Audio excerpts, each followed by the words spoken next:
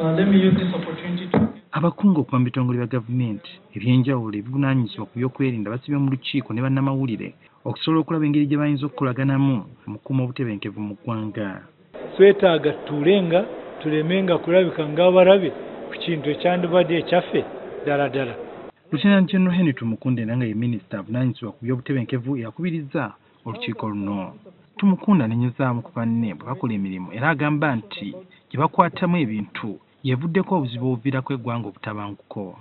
If at any stage in your investigation, despite what has been wrongly or rightly exposed to the public, if this person is not the correct person, have the courtesy to say, we are wrong. This is how systems grow. This is how you get to be better appreciated.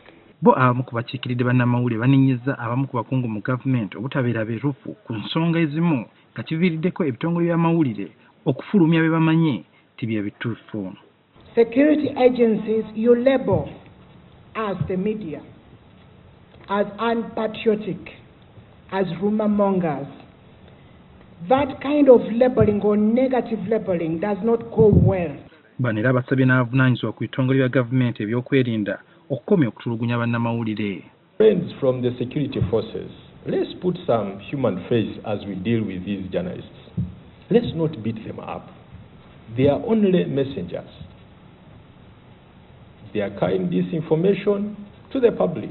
Yesa Minisita Ruhakana Rugunda nga yabadde omugenyi omukulu asabye ebitongole bya gavumenti okufissaawo akadde okusobola okwogera ku bigenda mu maaso mu ggwanga. When there is an issue, we should meet and sort it out, because our target is one, to serve the people of Uganda and to work for the common good of Uganda, of which prosperity, security and progress of Uganda are key.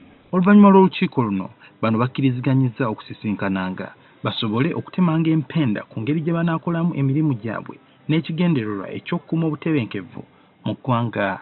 Suhail Mugabi, NTV, Akawungeezi.